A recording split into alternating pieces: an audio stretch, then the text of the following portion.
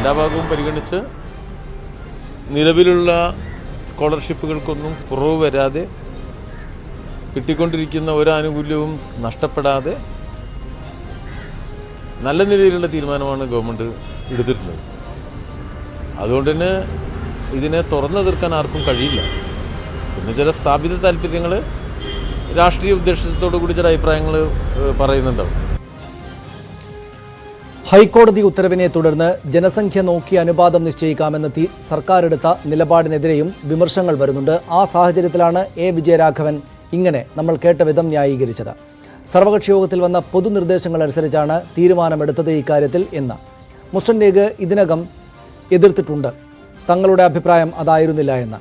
മുസ്ലിം സമുദായത്തിൻ്റെ പിന്നാക്കാവസ്ഥ പഠിക്കാൻ വന്ന സച്ചാർ കമ്മിറ്റി അവരുടെ റിപ്പോർട്ട്, ആ റിപ്പോർട്ട് അനുസരിച്ച് കേരളത്തിൽ വന്ന പാലൊളി കമ്മിറ്റി അവരുടെ നിർദ്ദേശമനുസരിച്ച് മുസ്ലിം വിദ്യാർത്ഥികൾക്ക് സ്കോളർഷിപ്പ്, ഇതായിരുന്നു കാര്യങ്ങളുടെ വഴി. പക്ഷേ സ്കോളർഷിപ്പ് കാര്യം വന്നപ്പോൾ അവയിൽ 20% ഇതര സമുദായങ്ങൾക്ക് കൂടെ, എന്ന് വെച്ചാൽ മുസ്ലിങ്ങളല്ലാത്ത ഇതര സമുദായങ്ങൾക്ക് കൂടെ നൽകാൻ സർക്കാരുകൾ തീരുമാനിച്ചു. ഇവിടെ മുതൽക്കാണ് പ്രശ്നമുണ്ടാകുന്നത്. 80% സ്കോളർഷിപ്പും എങ്ങനെയാണ് മുസ്ലിങ്ങൾക്ക് നൽകുക? അത് അനീതിയല്ലേ എന്ന് കോടതി ചോദിച്ചു. 80-20 എന്ന അനുപാതം തെറ്റായതല്ലേ? ജനസംഖ്യാനുപാതികമായിട്ട് നോക്കുകയാണെങ്കിൽ 80% എങ്ങനെയാണ് ജനസംഖ്യയിൽ അത്രയ്ക്കില്ലാത്ത മുസ്ലിം സമുദായങ്ങൾക്ക് കൊടുക്കുക എന്ന കോടതിയുടെ ചോദ്യമാണ്. അതൊരു ഉത്തരവായിട്ട് തന്നെയും വന്നു. ഇപ്പോൾ ആ ഉത്തരവിന് വഴങ്ങി പിണറായി സർക്കാർ ഈ സ്കോളർഷിപ്പ് ജനസംഖ്യാനുപാതികമായി എല്ലാവർക്കുമായി വീതിച്ചു നൽകാൻ തീരുമാനിച്ചിരിക്കുകയാണ്. ഇതിൽ അനീതിയില്ലേ എന്നതാണ് നമ്മുടെ ചോദ്യം. മുസ്ലിം ലീഗ് അടക്കമുള്ള പ്രതിപക്ഷ കക്ഷികളും ഇതിനെ എതിർക്കാത്തത് എന്തുകൊണ്ടാണ് എന്നും ചോദ്യമുണ്ട്. പ്രൈം ഡിബേറ്റിലേക്ക് സ്വാഗതം.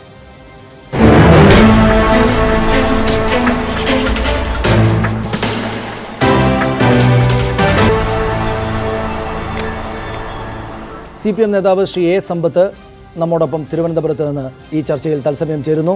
മുസ്ലിം ലീഗ് നേതാവ് MLA ശ്രീ TV ഇബ്രാഹിം മലപ്പുറത്ത് നിന്നാണ്. ഡോക്ടർ ഫസൽ ഗഫൂർ കോഴിക്കോട് നിന്നും ഈ ചർച്ചയിൽ പങ്കെടുക്കുന്നു. ആദ്യം ശ്രീ എ സമ്പത്ത്, ഇതിൻ്റെ പ്രാഥമികമായ കാര്യം കോടതി വിധിയിൽ തന്നെയുമുള്ളൊരു പ്രശ്നം. അന്ന് ആ ഉത്തരവ് വന്ന ദിവസം ചർച്ച ചെയ്യപ്പെട്ടത് ഈ സച്ചാർ കമ്മിറ്റി റിപ്പോർട്ട് മുസ്ലിം വിഭാഗത്തിൻ്റെ പ്രശ്നങ്ങൾ പഠിക്കാനായിട്ട് ഏൽപ്പിക്കപ്പെട്ട ഒരു സമിതിയുടെ റിപ്പോർട്ടാണ്.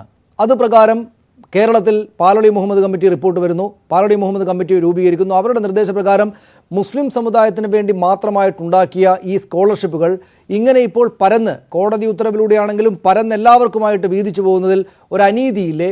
എന്തുകൊണ്ടാണത് അനീതി എന്ന നിലക്ക് സർക്കാർ പരിഗണിക്കാതിരുന്നത്?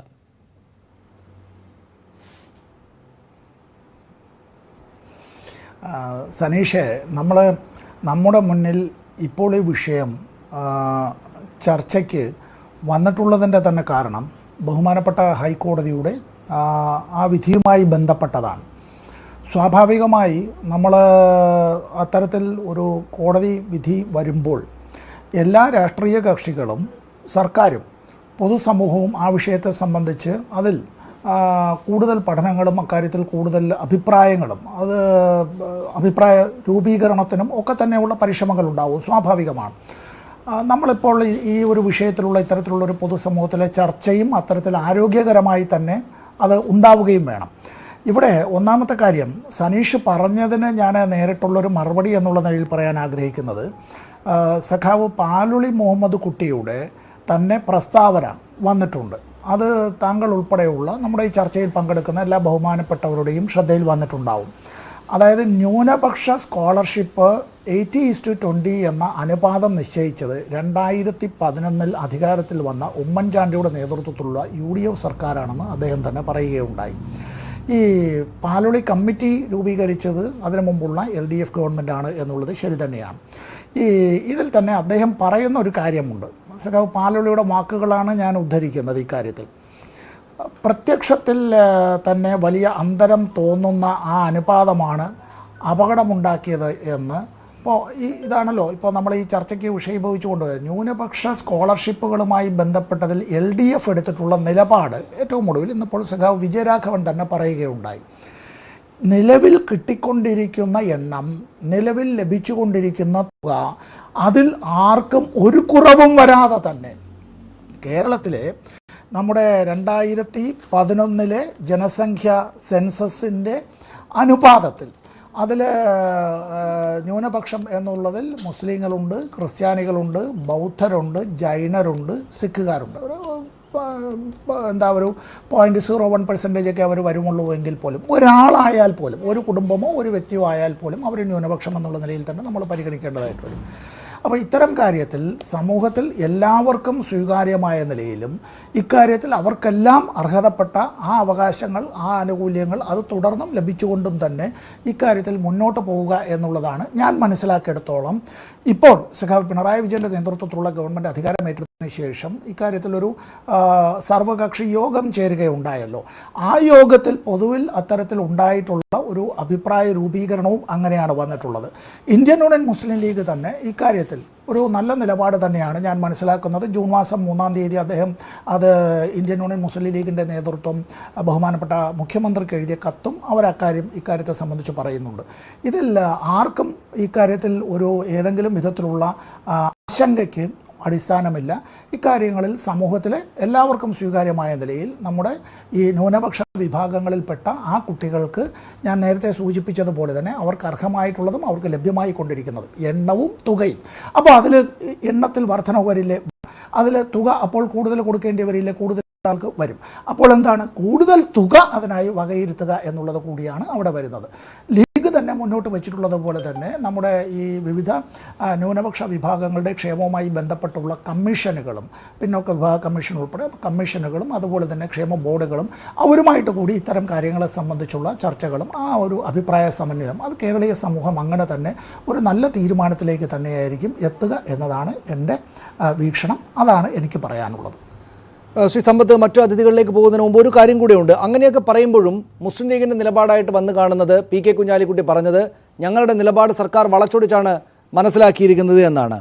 ഈ മുഖ്യമന്ത്രിക്ക് നൽകിയ കത്ത് ചൂണ്ടിക്കാട്ടി തന്നെ അദ്ദേഹം പറയുന്നു സ്കോളർഷിപ്പ് വിതരണത്തിൽ സുതാര്യത വേണമെന്നും മറ്റു വിഭാഗങ്ങൾക്ക് ജനസംഖ്യാനുപാതത്തിൽ വേറൊരു സ്കീം വേണമെന്നുമാണ്. ഇതിനകത്ത് മായം ചേർക്കരുത്, മറ്റുള്ളവർക്ക് സ്കോളർഷിപ്പ് കൊടുക്കുക എന്നതാണ്, എല്ലാവർക്കും സ്കോളർഷിപ്പ് കൊടുക്കുക എന്നതാണ് ലക്ഷ്യമെങ്കിൽ അത് മറ്റൊരു സ്കീമായിട്ട് നൽകണമെന്ന് പറഞ്ഞതായിട്ടും പി.കെ. കുഞ്ഞാലിക്കുട്ടി പറഞ്ഞതായി കാണുന്നുണ്ട്. ഇത് ഇപ്പോൾ നമ്മളൊരു തർക്കത്തിലേക്കല്ല സനീഷ്. ഇത് ഇന്ത്യൻ യൂണിയൻ മുസ്ലിം ലീഗിൻ്റെ പാർലമെൻ്ററി പാർട്ടി ബഹുമാനപ്പെട്ട മുഖ്യമന്ത്രിക്ക് 3/6/2011 നൽകിയതായ കത്താണ്. ആ കത്തിൽ ഇവിടെ ഇത് മുസ്ലിം വിഭാഗത്തിലുള്ള സ്കോളർഷിപ്പിൻ്റേത് മാത്രമല്ല, അതിൽ അവർ ചൂണ്ടിക്കാണിക്കുക ലത്തീൻ കത്തോലിക്ക വിഭാഗം ഉൾപ്പെടെയുള്ള അവരുടെ കാര്യങ്ങളും പറയുന്നുണ്ട്. ഇതര പിന്നാക്ക ക്രിസ്ത്യാനികൾക്ക് അനുവദിച്ചു വന്ന വിദ്യാഭ്യാസ ആനുകൂല്യങ്ങൾ കൂടി ഈ കത്തിനകത്ത് പറയുന്നു. നല്ല കാര്യമാണ് അത്തരത്തിൽ അത് സൂചിപ്പിക്കുന്നത്. അതുപോലെ തന്നെ ന്യൂനപക്ഷ സമുദായങ്ങൾക്ക് പൊതുവായി നൽകുന്ന ആനുകൂല്യങ്ങൾ 2021 സെൻസസിൻ്റെ, നമ്മുടെ മുന്നിൽ ഇപ്പോൾ 2011 ഇതാണ് ഇപ്പോൾ ഈ പറഞ്ഞിട്ടുള്ളത്, 2021 സെൻസസിൻ്റെ ഇതിൽ പറഞ്ഞിട്ടുള്ളതാണ്, ആ കത്തിൽ സൂചിപ്പിക്കുകയാണ്. അടിസ്ഥാനത്തിൽ ജനസംഖ്യാനുപാതികമായി അർഹതയുള്ളവർക്ക് നിലവിലുള്ള ന്യൂനപക്ഷ കമ്മീഷനുകളിലൂടെയും ന്യൂനപക്ഷ ക്ഷേമ വകുപ്പിലൂടെയും പരാതികൾക്ക് ഇടം നൽകാത്ത വിധം നടപ്പിലാക്കേണ്ടതാണ്. ഒരു നല്ല നിർദ്ദേശമാണ് അവർ അത്തരത്തിൽ നൽകിയിട്ടുള്ളത്. ഇപ്പോൾ മറ്റേതെങ്കിലും വിധത്തിൽ അവർ അഭിപ്രായം മാറ്റിയിട്ടുണ്ടോ എന്നുള്ളത് എനിക്കറിയാം. ശരി, ഞാൻ താങ്കളിലേക്ക് വരാം. ഒന്ന് അദ്ദേഹത്തിലേക്ക് തന്നെ പോയതിനു ശേഷം Shri T V Ibrahim MLA Muslim League നേതാവ് നമ്മോടൊപ്പം ഉണ്ട്. ശ്രീ ടി വി ഇബ്രാഹിം, ഇത് കോടതി വിധിയെ തുടർന്നാണ് സർക്കാരിന് ഇങ്ങനെയൊരു നിലപാടിലേക്ക് വരേണ്ടി വന്നത്. എടുക്കാവുന്നതിൽ ഏറ്റവും ഉചിതമായിട്ടുള്ള നിലപാടാണിത്. എന്നാൽ അതേസമയം തന്നെ ഇങ്ങനെ ജനസംഖ്യാനുപാതികമായിട്ട് എല്ലാവർക്കും സ്കോളർഷിപ്പ് നൽകുമ്പോൾ തന്നെയും നിലവിൽ സ്കോളർഷിപ്പ് പരിരക്ഷയുള്ള അല്ലെങ്കിൽ ലഭിച്ചുകൊണ്ടിരുന്ന മുസ്ലിം സമുദായങ്ങൾ അടക്കമുള്ള ആളുകൾക്ക് എണ്ണത്തിലോ സ്കോളർഷിപ്പിൻ്റെ തുകയിലോ കുറവുണ്ടാവുകയില്ല എന്നുകൂടെ സർക്കാർ പറയുന്നുണ്ട്. പൊതുവിൽ അംഗീകരിക്കാവുന്നൊരു കാര്യമല്ലേ ഇത്? മുസ്ലിം ലീഗ് കൂടെ ഈ സർവകക്ഷി യോഗത്തിനകത്ത് അംഗീകരിച്ചതുകൊണ്ടാണോ ഈ തീരുമാനം നിലവിൽ വന്നത്? ഒരിക്കലുമല്ല.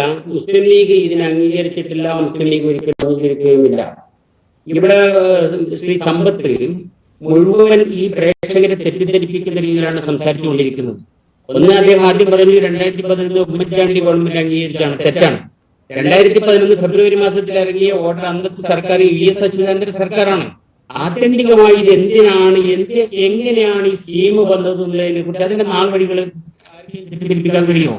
സച്ചാർ കമ്മിറ്റി റിപ്പോർട്ട്, ഈ രജീന്ദ്ര സച്ചാർ ചെയർമാനായിക്കൊണ്ട് 2005 നിയമിക്കപ്പെട്ട കമ്മിറ്റി 2006 8ാം മാസത്തിൽ റിപ്പോർട്ട് കൊടുത്തു.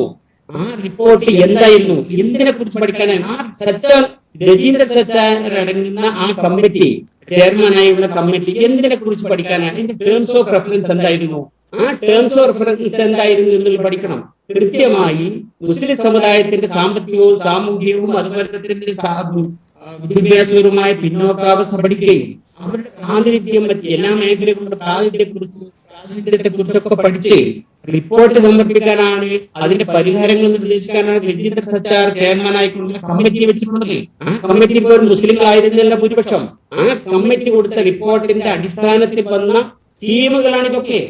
അർജുൻ സിംഗ് ആ കമ്മിറ്റി റിപ്പോർട്ട് വെച്ച് ഉടനെ തന്നെ 8ാം മാസത്തിൽ കൊടുത്ത് നവംബർ മാസത്തിൽ തന്നെ പാർലമെന്റിന്റെ മേശപ്പുറത്ത് വെച്ച റിപ്പോർട്ടിന്റെ അടിസ്ഥാനത്തിൽ അന്നത്തെ മാനവവിഭവശേഷി വകുപ്പ് മന്ത്രി MA ഫാത്തിമി ചെയർമാനായിട്ടുള്ള അർജുൻ സിംഗ് ആയിരുന്നു അന്നത്തെ മാനവവിഭവശേഷി വകുപ്പ് മന്ത്രി.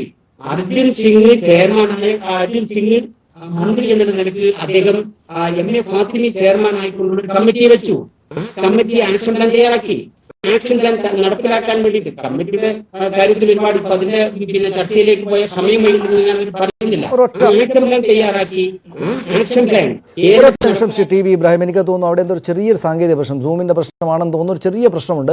ഞാൻ താങ്കളിലേക്ക് വരാം. ഒന്ന് ഡോക്ടർ ഫസൽ ഗഫൂർ കൂടെ നമ്മോടൊപ്പം ഉണ്ടല്ലോ, അദ്ദേഹത്തിലേക്ക് പോയതിനു ശേഷം ഞാൻ താങ്കളിലേക്ക് വന്നുകൊള്ളാം. ഒരുപക്ഷെ അപ്പോഴേക്കത് കുറെ കൂടെ വ്യക്തമായിട്ട് താങ്കൾ പറയുന്നത് കേൾക്കാനായേക്കും. താങ്കൾ പറയുന്നത് കേൾക്കുകയാണ് വേണ്ടത്. കാരണം ഏറ്റവും വാലിഡ് ആയിട്ടുള്ള അഭിപ്രായങ്ങൾ ഒന്ന് വരേണ്ടത്, പ്രധാനപ്പെട്ട അഭിപ്രായങ്ങൾ ഒന്ന് വരേണ്ടത് മുസ്ലിം ലീഗിന്റെ ഭാഗത്തു നിന്നാണ്. ഞാൻ താങ്കളിലേക്ക് വരാം.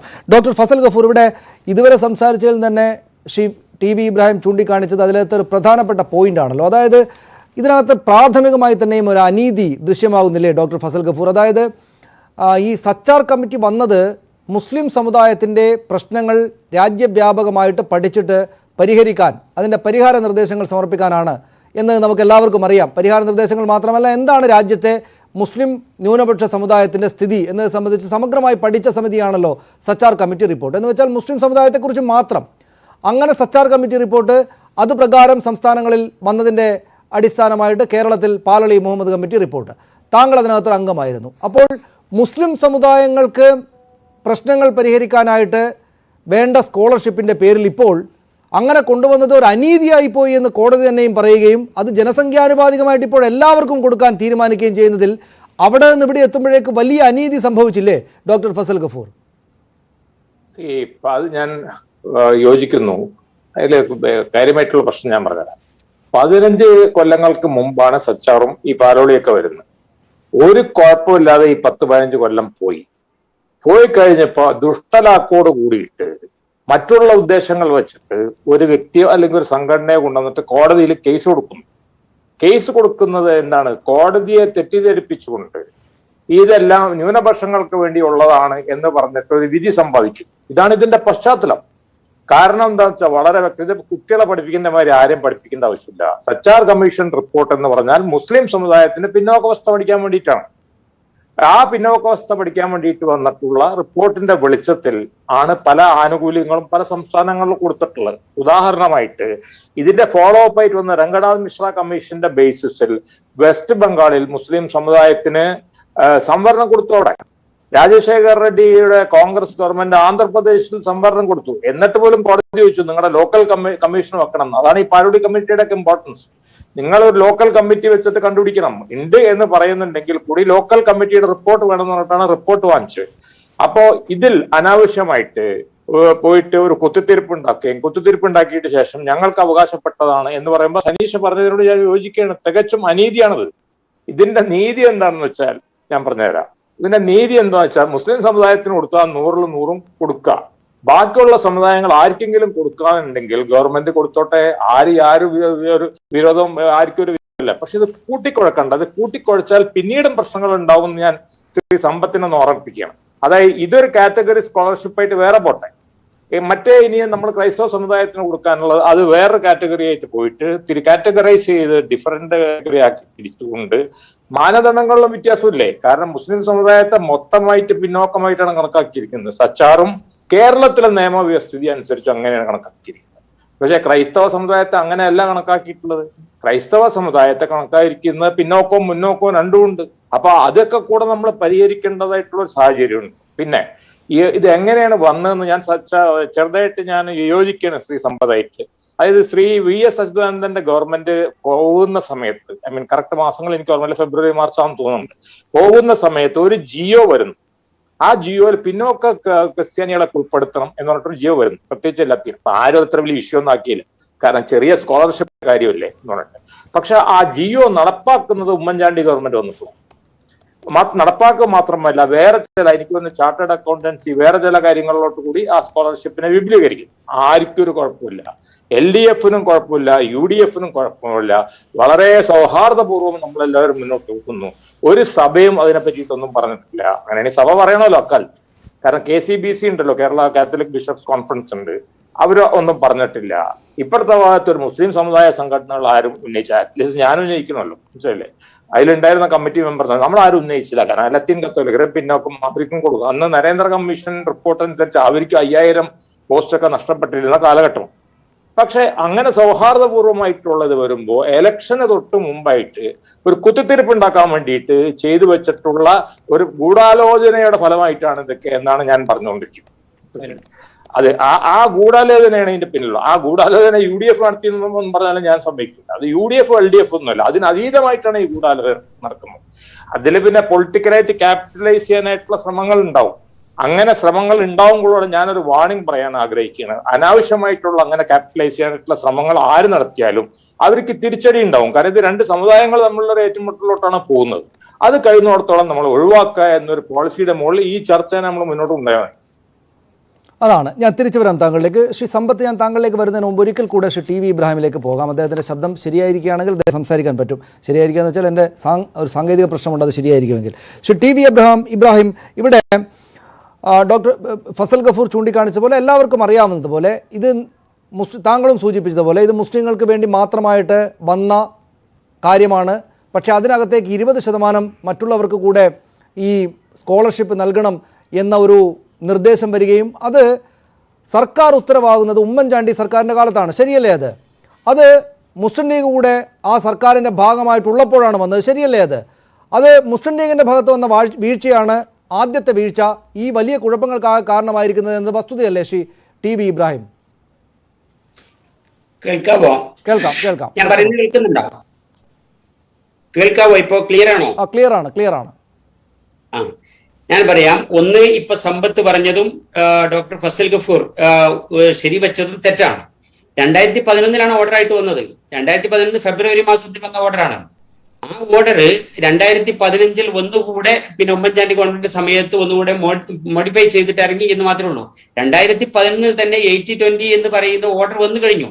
VS സർക്കാർ ആയിരുന്നു ആ സമയത്ത് ഉണ്ടായിരുന്നത്. ഞാൻ പറയട്ടെ. ബേസിക്കലായിട്ട് ഡോക്ടർ ഫസൽ ഗഫൂർ പറഞ്ഞതുപോലെ ഇതെന്തിനു വേണ്ടി ഉണ്ടാക്കിയ സ്കീമാണ്? എന്താണ് ഇതിന്റെ നാൾവഴികള്? രജീന്ദർ സച്ചാർ ചെയർമാൻ ആയിക്കൊണ്ടുള്ള രജീന്ദർ സച്ചാർ ചെയർമാൻ ആയിക്കൊണ്ടുള്ള കമ്മിറ്റി വന്ന് 2005 ഒരു വർഷവും 8 മാസവും 8 ദിവസവും കൊണ്ട് ആ കമ്മിറ്റി യുദ്ധകാലാടിസ്ഥാന റിപ്പോർട്ട് ടേംസ് ഓഫ് റെഫറൻസ് കൃത്യമായിരുന്നു. അത് മുസ്ലിം സമുദായത്തിന്റെ സാമ്പത്തികവും സാമൂഹികവും വിദ്യാഭ്യാസപരമായിട്ടുള്ള തുടങ്ങിയ പിന്നെ പിന്നോക്കാവസ്ഥ പഠിക്കാനും അത് എത്രത്തോളം ഉണ്ടെന്ന് മനസ്സിലാക്കുവാനും അതിന് പരിഹാരങ്ങൾ നിർദ്ദേശിക്കാനുമായിരുന്നു കൃത്യമായിട്ട്. ആ ഓർഡർ തന്നെ വ്യക്തമായി പറഞ്ഞതാണ്. അങ്ങനെയുള്ള ആ കമ്മിറ്റി റിപ്പോർട്ട് കൊടുത്ത് അന്നത്തെ മാനവ വിഭവശേഷി വകുപ്പ് മന്ത്രി, അത് 2006 നവംബർ 26-നാണെന്നാണ് എന്റെ ഓർമ്മ, അത് മേശപ്പുറത്ത് വെക്കുന്നത്, പാർലമെന്റിന്റെ മേശപ്പുറത്ത് വെക്കാണ്. ആ റിപ്പോർട്ടിന് കൃത്യമാണ് പറഞ്ഞത്. ആ കമ്മീഷനിൽ പോലും അതിൽ മുസ്ലിങ്ങളല്ലാത്ത ധാരാളം ആളുകൾ, 13 അംഗ കമ്മിറ്റിയാണെന്ന് എനിക്ക് തോന്നുന്നത്. ആ കമ്മിറ്റി ഇപ്പം 7 അംഗ കമ്മിറ്റി, അതിൽ മുസ്ലിങ്ങളല്ലാത്തവരുണ്ട്. എന്നിട്ട് ആ കമ്മിറ്റി കൊടുത്ത റിപ്പോർട്ടിന്റെ അടിസ്ഥാനത്തിൽ അന്നത്തെ മാനവ വിഭവശേഷി വകുപ്പ് മന്ത്രി അർജുൻ സിംഗ്, അദ്ദേഹം MA ഫാത്തിമി, ആ MA ഫാത്തിമി ചെയർമാനായ കമ്മിറ്റിയെ അതിന് ആക്ഷൻ പ്ലാൻ ഉണ്ടാക്കാൻ വേണ്ടി ചുമതലപ്പെടുത്തി. ആ ആക്ഷൻ പ്ലാൻ ഉണ്ടാക്കി. ആ ആക്ഷൻ പ്ലാൻ നടപ്പിലാക്കാൻ വേണ്ടി സംസ്ഥാനങ്ങളോട് നിർദ്ദേശിച്ചു. സംസ്ഥാനങ്ങൾ നിർദ്ദേശിച്ചപ്പോൾ അന്ന് കേരളത്തിൽ അധികാരത്തിലുണ്ടായിരുന്ന VS സർക്കാർ അവരത് കേരളത്തിൽ എങ്ങനെ ഇംപ്ലിമെന്റ് ചെയ്യണം എന്നതിനെ കുറിച്ചാണ് കൃത്യമായി ഓർഡർ എടുത്ത് പരിശോധിച്ചാൽ അറിയാം. ഡോക്ടർ ഫസൽ ഗഫൂർ അടക്കമുള്ള KT ജില്ലയിലൊക്കെ ആ കമ്മിറ്റി ഉണ്ടായിരുന്നു. ആ കമ്മിറ്റിയുടെ റിപ്പോർട്ടും കൃത്യമായിരുന്നു. ആ കമ്മിറ്റിയെ നിയോഗിച്ച ഓർഡറും കൃത്യമായിരുന്നു. ആ സച്ചാർ കമ്മിറ്റി എങ്ങനെയാണ് കേരളത്തിൽ ഇംപ്ലിമെന്റ് ചെയ്യുക എന്നുള്ളതായിരുന്നു ആ കമ്മിറ്റിയെ ചുമതലപ്പെടുത്തിയത്. ആ കമ്മിറ്റിയും കൃത്യമായിട്ട് റിപ്പോർട്ട് കൊടുത്തു. ആ റിപ്പോർട്ടിന്റെ അടിസ്ഥാനത്തിൽ ഒരുപാട് നിർദ്ദേശങ്ങൾ വന്നു. ആ നിർദ്ദേശങ്ങളുടെ കൂട്ടത്തിൽ ഒന്നായിരുന്നു ഈ സ്കോളർഷിപ്പ് എന്ന് പറയുന്നത്. ആ സ്കോളർഷിപ്പ് വന്നപ്പോ അതിന് 80% മുസ്ലിങ്ങൾക്കും 20% ലാറ്റിൻ ക്രിസ്ത്യാനികൾക്കും അതുപോലെ തന്നെ പരിവർത്തിത ക്രിസ്ത്യാനികൾക്കും കൊടുക്കാൻ വേണ്ടി തീരുമാനിച്ചു തുടക്കത്തിൽ. അത് 2011 ഫെബ്രുവരി മാസത്തിലാണ് ഓർഡർ വന്നിട്ടുള്ളത്.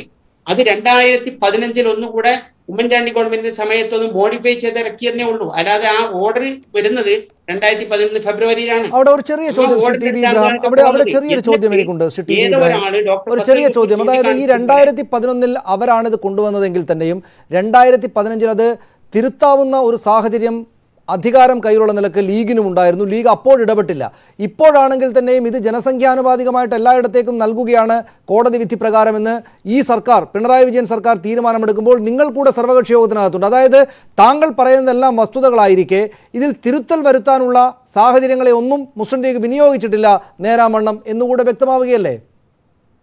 അല്ല, സ്വാഭാവികമായും ഈ ഉദാഹരണത്തിന് പിന്നെ നമ്മുടെ തിരുവനന്തപുരത്ത് SC/ST വിഭാഗങ്ങൾക്ക് വേണ്ടിയുള്ള ഹോസ്റ്റലുകളുണ്ട്. ആ ഹോസ്റ്റലുകളിൽ പരിശോധിച്ചാൽ അറിയാം അവിടെ പോയാൽ ഈ SC വിഭാഗം മാത്രമല്ല അവിടെ താമസിക്കുന്നത്, അത് മറ്റുള്ളവർക്ക് കൂടി ഉപയോഗിക്കുന്നുണ്ട്. അതുപോലെ ഇവിടെ യൂത്ത് വിഭാഗത്തിന് വേണ്ടിയുള്ള മുസ്ലിം യൂത്ത്സിന് വേണ്ടിയുള്ള കോച്ചിങ് സെന്റർ ആവട്ടെ മറ്റുള്ളിടത്തൊക്കെ മറ്റുള്ളവർ കൂടി വന്നതിന് ഞങ്ങൾ അങ്ങനെ എതിർത്തിട്ടില്ല. കാരണം അവരും പിന്നോക്കക്കാരാണ്. ലാറ്റിൻ കാത്തലിക്സ് പരിവർത്തിത ക്രിസ്ത്യാനികളും ഒക്കെ പിന്നോക്കക്കാരാണ്. അവർക്ക് ഇതിന്റെ ഒരു വിഹിതം കൊടുത്തപ്പോൾ ഇത്ര അപകടകരമായ രീതിയിലേക്ക് ഇതിനെ കൊണ്ടുപോകുന്ന ആരും വിചാരിച്ചിട്ടില്ലല്ലോ. ഈ മുസ്ലിം ലീഗ് തിരുത്തിയില്ല എന്നുള്ളത് കൊണ്ട് അത് തിരുത്തപ്പെടേണ്ടതല്ലാത്തതാണ് എന്നുള്ളത് ന്യായമില്ലല്ലോ. തിരുത്തേണ്ടത് തിരുത്തി തന്നെ വേണം. അത് തിരുത്തിയില്ല എന്നുള്ളത് കൊണ്ട് മാത്രം ഇത് ന്യായീകരിക്കപ്പെടുന്നില്ല. സത്യത്തിൽ ഇപ്പോ 80-20 എന്നുള്ളത് മാറിയിട്ട് 59-41 എന്നുള്ളതിലേക്ക് കൊണ്ടുപോവാണ്. മാത്രമല്ല ഈ രജീന്ദ്ര സച്ചാർ കമ്മിറ്റി വരുന്നത് പിന്നോക്കാവസ്ഥയാണ് ഇതിന്റെ ബേസിക് കാരണം. ഭരണഘടനാപരമാണത്. അല്ല, അപ്പോൾ നമുക്ക് ടി.ബി. ഇബ്രാഹിം ഇപ്പോഴത്തെ സാഹചര്യത്തിലേക്ക് വന്നാൽ, ഇപ്പോൾ പക്ഷേ സംസ്ഥാന സർക്കാരിന് താങ്കൾ പറയുന്നത് പോലെ ഇപ്പോൾ ഇങ്ങനെയൊക്കെ സംഭവിച്ച സ്ഥിതിക്ക് സംസ്ഥാന സർക്കാരിന് ഇതല്ലാതെ മറ്റൊരു മാർഗമുണ്ടോ? ഇപ്പോൾ മുസ്ലിം ലീഗിനടക്കം നേരത്തെ നമ്മൾ ഇവിടം വരെ എത്തിക്കഴിഞ്ഞു. അപ്പോൾ സ്വാഭാവികമായിട്ട് കോടതി ഇടപെടലിനെ തുടർന്നാണ്, പ്രത്യേകിച്ച് സംസ്ഥാന സർക്കാർ നേരിട്ട് തീരുമാനമെടുക്കുന്നതല്ല. അപ്പോൾ ഇതല്ലാതെ മറ്റൊരു വഴിയില്ലല്ലോ അവർക്ക് മുന്നിൽ. കോടതിയുടെ തീരുമാനം വരുന്നത് എന്താ? കോടതിയുടെ തീരുമാനം ഇത് എവിടെയാണ്? ഇതിന്റെ കോടതി തീരുമാനം എന്ന് പറയുന്നത് 1992 പിന്നോക്ക വിഭാഗ കമ്മീഷൻ ആക്ട്, ആ ആക്ട് ചൂണ്ടിക്കാട്ടിക്കൊണ്ടാണ് ഈ കോടതി തീരുമാനം എടുക്കുന്നത്. സത്യത്തിൽ അതല്ല ഇതിന്റെ ബേസിക് എന്ന് കോടതിയെ ബോധ്യപ്പെടുത്താൻ സംസ്ഥാന ഗവൺമെന്റ് തുനിഞ്ഞില്ല. സംസ്ഥാന ഗവൺമെന്റ് ഇത് രഞ്ജിത്ത് സച്ചാർ കമ്മീഷന്റെ ശുപാർശ നടപ്പിലാക്കാൻ വേണ്ടി സ്ഥാപിച്ച പാലോളി കമ്മീഷന്റെ റിപ്പോർട്ടിന്റെ അടിസ്ഥാനത്തിൽ വന്നതാണ് ഈ സ്കീമെന്ന് കോടതിയെ ബോധ്യപ്പെടുത്തുന്നതിൽ സംസ്ഥാന ഗവൺമെന്റ് പരാജയപ്പെട്ടു. അത് പരാജയപ്പെട്ട സാഹചര്യത്തിൽ കേരളത്തിലെ എല്ലാ മുസ്ലിം സംഘടനകളും പറഞ്ഞു അപ്പീൽ പോകണം ഗവൺമെന്റ് അപ്പീൽ പോയില്ല. അപ്പീൽ പോയിട്ട് സുപ്രീം കോടതിയിൽ വഴിയുണ്ടല്ലോ, ആ അപ്പീൽ പോകണമായിരുന്നു. ഇവിടെ ക്രിസ്ത്യാനികൾ പിന്നോക്കാവസ്ഥ പരിഗണിക്കണം. ഇവിടെ ഈ ലാറ്റിൻ കാത്തലിക്സിനും അതുപോലെ തന്നെ ഈ പരിവർത്തിത ക്രിസ്ത്യാനികൾക്ക് വേണ്ടി മാത്രം പ്രവർത്തിക്കുന്ന ഒരു കമ്മീഷൻ 1980 കോട്ടയം ആസ്ഥാനമായി പ്രവർത്തിക്കുന്ന കമ്മീഷൻ ഉണ്ട്. അതിലെ സ്കീമുകളും അതിന്റെ വെൽഫെയർ സ്കീമുകളൊക്കെ അവർക്ക് വേണ്ടി മാത്രമാണ്. അത് അവർക്ക് കൊടുത്തോട്ടെ, മറ്റുള്ളവർക്ക് ഓരോ വിഭാഗത്തിനും അതിന്റെ പിന്നോക്കാവസ്ഥ പരിഹരിക്കുന്നതിന് വേണ്ടി കൊടുക്കണം. ഇവിടെ പിന്നോക്കാവസ്ഥ തീരെ പരിഗണിക്കുന്നില്ല. ഇവിടെ ജനസംഖ്യാനുപാതികമാണെങ്കിൽ, ഇവിടെ വിഭവങ്ങളുടെ വിതരണം ജനസംഖ്യാനുപാതികമാണെങ്കിൽ മറ്റുള്ള കാര്യത്തിൽ ജനസംഖ്യാനുപാതികമായ വിതരണം ഉണ്ടാവുമോ? താങ്കളുടെ നിലപാടായിട്ട് തന്നെ എനിക്ക് മനസ്സിലാവുന്നുണ്ട്. പക്ഷേ എവിടെയാണ് ഈ പിശക് വന്നത് എന്നൊരു പ്രശ്നമുണ്ട്. ഞാൻ താങ്കളിലേക്ക് വരാം. ഡോക്ടർ ഫസൽ ഗഫൂർ പെട്ടെന്ന് പറയാമോ? എനിക്കൊരു ഇടവേളയിലേക്ക് പോകണം. ഡോക്ടർ ഫസൽ ഗഫൂർ പറയും. അതായത് ഏതൊരു ആനുകൂല്യം നമ്മൾ കൊടുക്കുമ്പോഴും അതിനൊരു ആധാരമായിട്ടൊരു കമ്മിറ്റി റിപ്പോർട്ട് വേണ്ടേ? അപ്പൊ അതിനാണ് ഈ പാലോളി കമ്മിറ്റി വെച്ച്. അപ്പൊ എന്റെ ചോദ്യം, ക്രൈസ്തവ വിഭാഗങ്ങൾ കൊടുക്കുമ്പോൾ എന്ത് റിപ്പോർട്ടാണ് വെച്ചിട്ടുള്ളത്? എല്ലാ ക്രൈസ്തവ വിഭാഗങ്ങൾ കൊടുക്കും എന്ന് പറയുമ്പോൾ അവർ പിന്നോക്കമാണോ? മറ്റൊരു നമുക്ക് അംഗീകരിക്കാം. കാരണം ഓൾറെഡി ഒരു കമ്മീഷൻ റിപ്പോർട്ട്, ലത്തീൻ കമ്മീഷൻ കമ്മിറ്റി ഓൾറെഡി റിപ്പോർട്ട് പ്രകാരം ബാക്ക്വേർഡ് ക്ലാസ് ആയിട്ട് അംഗീകരിക്കപ്പെട്ട ഒരു കമ്മിറ്റിയാണ്. അവർക്ക് ഒരു ആനുകൂല്യം കൊടുത്തു. അപ്പൊ ഇതിൽ എങ്ങനെ ഒരു പിന്നോക്കം മുന്നോക്കം കൂടെ കൂട്ടിക്കുഴച്ചുകൊണ്ട് ഒരു ആനുകൂല്യം കൊടുക്കും എന്നുള്ളതാണ്. ഇത് പ്രത്യേകിച്ച് അഡ്വക്കേറ്റ് സമ്പത്ത് അത് പ്രത്യേകം ഒന്ന് ശ്രദ്ധിക്കണം. കാരണം അത് രണ്ട് വിഭാഗമായി തിരിക്കണം എന്ന് ഞാൻ പറഞ്ഞുകൊണ്ടിരിക്കുന്നത്. അത് വേറെ തിരിക്കുക, ഞാൻ തിരിച്ചു അത് വളരെ പ്രധാനപ്പെട്ട പ്രസക്തമായുള്ള ചോദ്യങ്ങളും കാര്യവുമാണ് നമ്മുടെ മുന്നിലുള്ളത്. ശ്രീ സമ്പത്ത്, താങ്കളിലേക്ക് ഞാൻ വരാം. എനിക്ക് വിശദമായിട്ട് അതിന് മറുപടി വേണം, താങ്കൾക്ക് വിശദമായിട്ട് പറയാനുണ്ടാകും. ചെറിയ ഇടവേളയ്ക്ക് ശേഷം ഞാൻ താങ്കളിലേക്ക് വരാം. പ്രധാനപ്പെട്ട ചോദ്യം ഇതാണ്, അതായത് ഇത് ഒരു നിയമ നടപടികൾക്ക്, അപ്പീൽ നടപടികൾക്കൊന്നും വിധേയമാക്കാതെ ഇപ്പോൾ എല്ലാവർക്കുമായിട്ടും കൊടുക്കാമെന്ന് തീരുമാനമെടുത്താൽ അവിടെ കൊണ്ട് തീരുമോ ഈ പ്രശ്നം? നിയമപരമായിട്ട് പരിഹരിച്ചു പോകേണ്ടുന്ന ചില പ്രശ്നങ്ങൾ ഇവിടെ ഇല്ലേ? അതെന്തുകൊണ്ടാണ്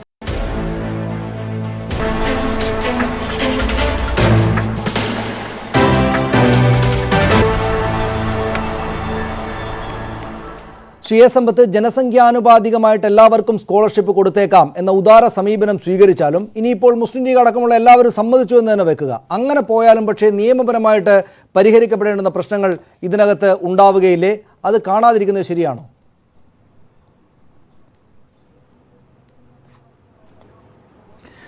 സനീഷ്, ഇതിൽ നിയമപരമായും ഭരണഘടനാപരമായുമുള്ള വിഷയങ്ങൾ ഉണ്ടോ എന്നുള്ളതിനെ സംബന്ധിച്ച് ബഹുമാനപ്പെട്ട MLA ഉൾപ്പെടെയുള്ളവർ നമ്മുടെ നിയമസഭയിൽ ഇക്കാര്യത്തിൽ അവർ ഉന്നയിക്കുകയും ഇപ്പോൾ തന്നെ ബഹുമാനപ്പെട്ട പ്രതിപക്ഷ നേതാവ് ഉൾപ്പെടെയുള്ളവർ മുഖ്യമന്ത്രിയുടെ സാന്നിധ്യത്തിൽ കേരളത്തിൽ ന്യൂനപക്ഷ ക്ഷേമത്തിന് വേണ്ടിയുള്ള വകുപ്പ്, ആ വകുപ്പ് രൂപീകരിക്കുക എന്ന നിർദ്ദേശം തന്നെ പാലോളി കമ്മിറ്റിയുടെ ശുപാർശകളിലൊന്നാണ്.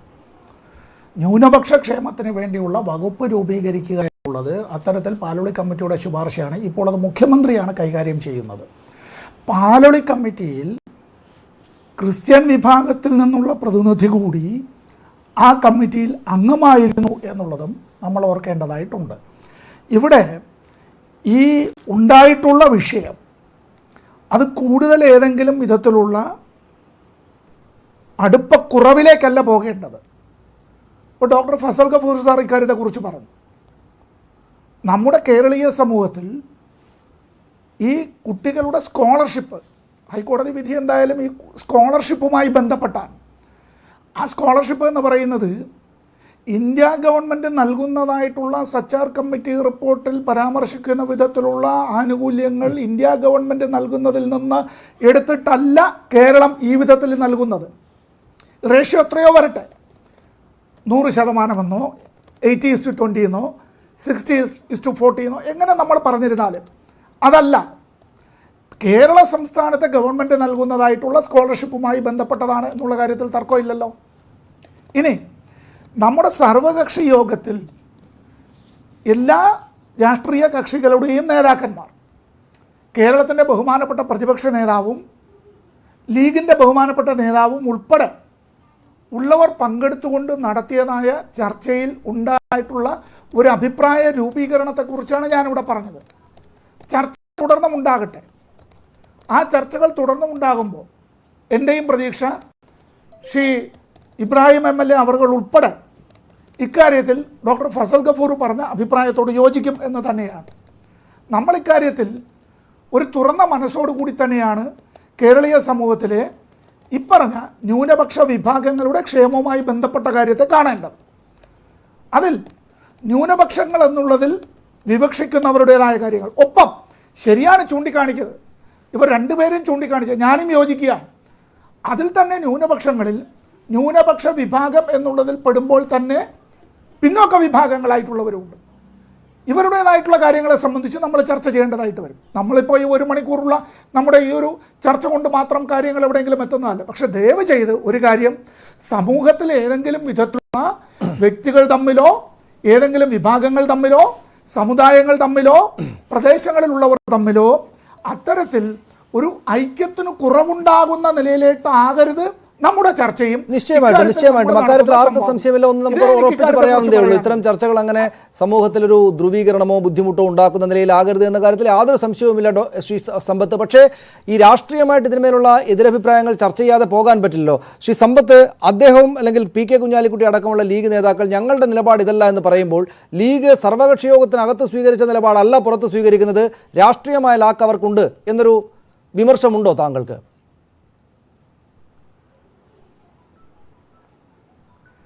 അല്ല, ഞാനിപ്പോൾ അത് ബഹുമാനപ്പെട്ട MLA കൂടി പങ്കെടുക്കുന്ന ഒരു ചർച്ചയിൽ ഞാനിപ്പോൾ അദ്ദേഹത്തിൻ്റെ പാർട്ടി എടുത്തിട്ടുള്ള നിലപാട് അത്തരത്തിലൊരു ഇരട്ടത്താപ്പാണെന്നോ അല്ലെങ്കിൽ മറ്റ് രീതിയിൽ അങ്ങനെ പറയാൻ എന്നെ CPIM ചുമതലപ്പെടുത്തിയിട്ടില്ല. ഇക്കാര്യത്തിൽ ലീഗും ഒരു തുറന്ന മനസ്സോടുകൂടി തന്നെ ഈ വിഷയത്തെ സമീപിക്കുമെന്നതാണ് എൻ്റെ പ്രതീക്ഷ.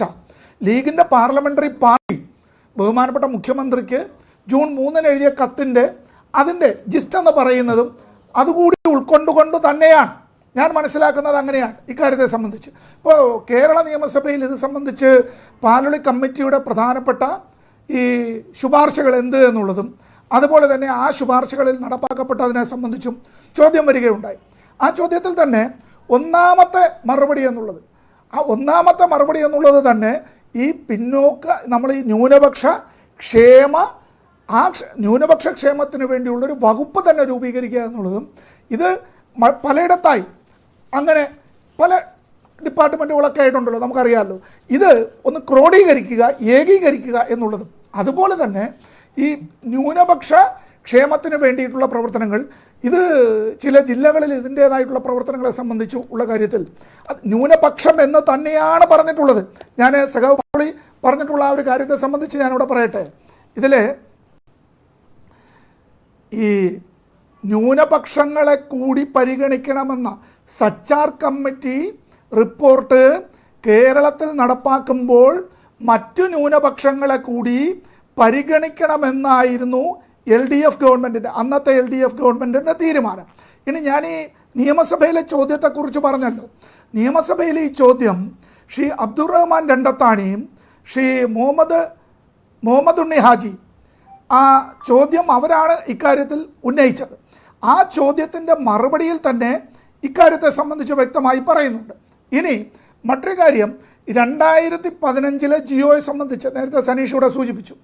2015 2 ജിയോകൾ IT-കളിലും അതുപോലെ തന്നെ CA ICW പിന്നെ ഈ ചാർട്ടേഡ് അക്കൗണ്ടൻസിയുമായി ബന്ധപ്പെട്ട കോഴ്സുകളാണ്. ഇതിലെ ന്യൂനപക്ഷ വിദ്യാർത്ഥികൾക്ക് സ്കോളർഷിപ്പ് നൽകുന്നതുമായി ബന്ധപ്പെട്ടുള്ള ഉത്തരവുകളാണ്. ഈ 2 ഉത്തരവുകളിലും 80:20 എന്നാണ് അനുപാതം. ഈ ഉത്തരവുകളിൽ എവിടെയും ലത്തീൻ കത്തലിക്ക് പരിവർത്തിത ക്രൈസ്തവർ എന്നുള്ള പരാമർശവുമില്ല. ഇപ്പം ഞാനിത് പറഞ്ഞത് എന്താണെന്ന് ചോദിച്ചാൽ, നമ്മളൊരു കോംപ്രിഹെൻസീവായി ഇത് ഇൻക്ലൂസീവായി ഇപ്പോൾ ഒരു വിഭാഗത്തിന് കിട്ടിക്കൊണ്ടിരിക്കുന്നു, അത് കിട്ടിക്കൊണ്ടിരിക്കണം. എണ്ണത്തിൽ കുറവുണ്ടാവരുത്, ആ തുകയിൽ കുറവുണ്ടാവരുത്. അത് മറ്റ് വിഭാഗങ്ങളിൽ ഇത്തരത്തിൽ ന്യൂനപക്ഷ വിഭാഗങ്ങളിൽപ്പെട്ടവർക്ക് അവർക്ക് ലഭ്യമാകേണ്ടത് അത് ഭരണഘടന അനുസരിച്ചും ഈ നിയമമനുസരിച്ച് നമ്മുടെ സാമൂഹ്യ നീതിയുടെ തത്വങ്ങളനുസരിച്ച് ലഭ്യമാകേണ്ടതാണെങ്കിൽ നമ്മൾ അതിനെ സ്വാഗതം ചെയ്യുകയും വേണം. ഇവിടെ സർവകക്ഷി യോഗത്തിൽ ഈ നേതാക്കളെല്ലാവരും, എൻ്റെ നേതാക്കളും ബഹുമാനപ്പെട്ട MLA നേതാവും ഉൾപ്പെടെയുള്ളവരും ഭരണകക്ഷി പ്രതിപക്ഷ വ്യത്യാസമില്ലാതെ അവരെല്ലാവരും ഇരുന്ന് ചർച്ച ചെയ്തത്, ആ ചർച്ച ചെയ്ത് എടുത്തിട്ടുള്ള ആ ചർച്ചയുടെ ഒരു ഏകീകൃത രൂപം എങ്ങനെയാണോ എല്ലാവർക്കും പരമാവധി സ്വീകാര്യമായ നിലയിൽ അങ്ങനെ നമുക്ക് ഉൾക്കൊണ്ടുകൊണ്ട് മുന്നോട്ട് പോകാൻ കഴിയട്ടെ. ശരി, ഞാൻ തിരിച്ചു വരാം. ഡോക്ടർ ഫസൽ ഗഫൂർ, ഞാൻ താങ്കളിലേക്ക് വരാം. അതിനു മുമ്പ് ശ്രീ TV ഇബ്രാഹിം MLA, ഇവിടെ ഇതിനകത്ത് ഇനിയൊരു രാഷ്ട്രീയ പ്രശ്നമായിട്ട് ഇതിനെ ഉയർത്തുന്നത് ശരിയല്ല എന്നൊരു നിലപാട് മുസ്ലിം ലീഗ് സ്വീകരിക്കേണ്ടതല്ലേ എന്നതാണ് എൻ്റെ ചോദ്യം. അതിന് കാരണം 2011 31/1/2011 ഈ പാലോളി മുഹമ്മദ് കുട്ടിയുടെ വകുപ്പിൻ്റെ ഉത്തരവ്, ഇങ്ങനെ പൊതുഭരണ ന്യൂനപക്ഷ ക്ഷേമ വകുപ്പിൻ്റെ ഉത്തരവ് ഇങ്ങനെ എൻ്റെ കയ്യിൽ കിട്ടിയത് ഇങ്ങനെയാണ്. സച്ചാർ കമ്മീഷൻ റിപ്പോർട്ടിന്മേൽ പാലോളി മുഹമ്മദ് കുട്ടി കമ്മിറ്റി സർക്കാരിന് സമർപ്പിച്ച റിപ്പോർട്ടിലെ ശുപാർശകൾ അനുസരിച്ച് മുസ്ലിം യുവജനതയ്ക്ക് civil service, UPSC, PSC, banking service, entrance തുടങ്ങിയ മത്സര പരീക്ഷകൾക്ക് ഹ്രസ്വകാല പരിശീലനം നൽകുന്നതിന് തിരുവനന്തപുരം, എറണാകുളം, മലപ്പുറം, കോഴിക്കോട്, കണ്ണൂർ, കാസർഗോഡ് എന്നീ ജില്ലകളിലായി സംസ്ഥാനത്ത് 5 പരിശീലന കേന്ദ്രങ്ങൾ ആരംഭിക്കുന്നതിന് പരാമർശം 1 പ്രകാരം സർക്കാർ ഉത്തരവായി. അതൊന്നാമത്തെ ഖണ്ഡിക. രണ്ടാമത്തെ ഖണ്ഡിക, തിരുവനന്തപുരം, എറണാകുളം എന്നീ ജില്ലകളിലെ പരിശീലന കേന്ദ്രങ്ങളിലെ 10% സീറ്റുകൾ മറ്റ് പിന്നോക്ക സമുദായങ്ങൾക്കായി റിസർവ് ചെയ്തുകൊണ്ട് പരാമർശം 2 പ്രകാരം സർക്കാർ ഉത്തരവായി. ന്യൂനപക്ഷ ക്ഷേമവുമായി ബന്ധപ്പെട്ട് നടപ്പിലാക്കി വരുന്ന വിവിധ പരിപാടികൾ അർഹരായ മറ്റ് ന്യൂനപക്ഷ വിഭാഗങ്ങൾക്ക് കൂടി ബാധകമാക്കണമെന്ന് ജനപ്രതിനിധികളും വിവിധ ന്യൂനപക്ഷ വിഭാഗങ്ങളും സർക്കാരിനോട് അഭ്യർത്ഥിക്കുകയുണ്ടായി എന്ന് പറഞ്ഞിട്ടാണ് പിന്നീട് ബാക്കി കാര്യം പറയുന്നത്. അതായത് അവർക്ക് കൂടെ അതിനകത്താണ് ഈ പരിശീലന കോഴ്സുകളിൽ മുസ്ലിം ന്യൂനപക്ഷ വിദ്യാർത്ഥികൾക്ക് അവസര നഷ്ടം ഉണ്ടാകാത്ത വിധത്തിൽ 10% മുതൽ 20% വരെ സീറ്റുകളിൽ മറ്റ് ന്യൂനപക്ഷ മതവിഭാഗങ്ങൾക്കും മറ്റ് സമുദായങ്ങൾക്കും കൂടി പ്രവേശനം അനുവദിച്ചുകൊണ്ട് സർക്കാർ ഇതിനാൽ ഉത്തരവാകുന്നു. 2011 ഉത്തരവ് 2015 ഇവിടെ 80-20 എന്ന് തന്നെ ആക്കിയിട്ട് ഈ 2 വിഭാഗങ്ങളെ പ്രത്യേകമായിട്ട് ചേർത്തു. എല്ലാവരും ലീഗ് ഉണ്ടായിരുന്നു, എല്ലാ രാഷ്ട്രീയ പാർട്ടികളുടെയും നിർദ്ദേശങ്ങൾ അനുസരിച്ചാണെന്ന് പ്രത്യേകമായിട്ട് ഉത്തരവിൽ പറയുന്നത്. ഞാൻ ചോദിക്കുന്നത്, ഇനിയും ഒരു എതിരഭിപ്രായം ഉയർത്താതെ ഈ സർവകക്ഷി യോഗത്തിനകത്ത് തന്നെയും അതിശക്തമായിട്ട് കാര്യങ്ങൾ അവതരിപ്പിക്കാതെ ഇങ്ങനെയങ്ങ് മുന്നോട്ട് പോകട്ടെ എന്നൊരു നിലപാട് സ്വീകരിച്ച ലീഗ് പുറത്തും അതേ നിലപാട് സ്വീകരിക്കേണ്ടതല്ലേ? ഇവിടെ ബഹുമാനനായ ശ്രീ സമ്പത്ത് അടക്കമുള്ള ആളുകൾ പറയുമ്പോൾ, അതുപോലെ തന്നെ ആങ്കറും പറയുമ്പോൾ, ഇവിടെ മുസ്ലിം ലീഗ് രാഷ്ട്രീയ ലക്ഷ്യത്തോടു കൂടി പ്രവർത്തിക്കുന്നുണ്ട് എന്നൊരു ധ്വനി അതിൻ്റെ അകത്തുണ്ട്. ഞങ്ങൾക്ക് അകത്തൊരു മുഖവും പുറത്ത് വേറൊരു മുഖവുമല്ല. ഞങ്ങൾക്ക് അകത്തും പുറത്തും ഒരേ മുഖമാണുള്ളത്. കേരളത്തിലെ മതസൗഹാർദ്ദ അന്തരീക്ഷം ഒരിക്കലും അതിന് ഒരു ചെറിയ ക്ഷതം പോലും ഏൽക്കരുത് എന്നുള്ളത് കൊണ്ട് വളരെ കരുതലോടുകൂടി നിലപാടെടുക്കുന്ന ഒരു പാർട്ടിയാണ് മുസ്ലിം ലീഗ്. അത് ഈ കേരളീയ സമൂഹം പൊതുവായി അംഗീകരിക്കപ്പെട്ട ഒരു വസ്തുതയും കൂടിയാണ്. അങ്ങനെയുള്ള മുസ്ലിം ലീഗ് പാർട്ടിക്ക് അകത്തൊരു നിലപാടും പുറത്തൊരു നിലപാടും ഇല്ല. പക്ഷെ ഇതിന്റെ അകത്ത് ഈ മുസ്ലിം സമുദായത്തിനെ അങ്ങേയറ്റം വേദനിപ്പിച്ചൊരു തീരുമാനമാണ് ഇന്നലത്തെ മന്ത്രിസഭയുടെ തീരുമാനം. തീർച്ചയായിട്ടും ഞങ്ങൾ മനസ്സിലാക്കിയിരുന്നു ഇത് ഗവൺമെന്റ് തിരുത്തുമെന്ന് തന്നെയായിരുന്നു. കേരളത്തിലെ നിങ്ങൾ പറയുന്ന ബാലവളി മുഹമ്മദ് കുട്ടിയുടെ സമയത്ത് വന്ന ഒരു ഓർഡറിനകത്ത് പറഞ്ഞിരിക്കുന്നത് ജനപ്രതിനിധികളും വിവിധ സമുദായ സംഘടനകളും ആവശ്യപ്പെട്ട അത് ഞങ്ങൾ വിവരാവകാശം വഴി ചോദിച്ചിട്ട് ഏത് ജനപ്രതിനിധിയാണ് ആവശ്യപ്പെട്ടത് ആരില്ല. അതങ്ങ് ഒരു ഓർഡർ എഴുതാൻ വേണ്ടിയിട്ട് ഒരു ഓർഡർ എഴുതിയേക്കാണ്. ഇതിന്റെ പിന്നെ വലിയ ഗൂഢാലോചന ഉണ്ട്. അന്ന് അങ്ങനെ കൊടുത്തു പോവട്ടെ. മാത്രമല്ല പരിവർത്തിത ക്രിസ്ത്യാനികളും അതുപോലെ തന്നെ ലാറ്റിൻ ക്രൈസ്തവരും അവർ പിന്നോക്കക്കാരാണ്. അവർക്ക് കൂടി 10% മുതൽ 20% വരെ സീറ്റുകൾ ഒഴിഞ്ഞു കിടക്കുമ്പോൾ കൊടുക്കുന്നതിന് യാതൊരു കുഴപ്പമില്ലല്ലോ. അർഹരായ മുസ്ലിം ന്യൂനപക്ഷത്തിന് ഒരു സീറ്റ് പോലും നഷ്ടപ്പെടാത്ത, ഒരു അവസരം പോലും നഷ്ടപ്പെടാത്ത വിധത്തിൽ പിന്നോക്കക്കാരായ മറ്റു വിഭാഗക്കാർക്ക് കൂടി പരിഗണിക്കാവുന്നതാണ് അതിന്റെ ആ ഓർഡറിന്റെ അകത്ത് അർത്ഥമുള്ളൂ.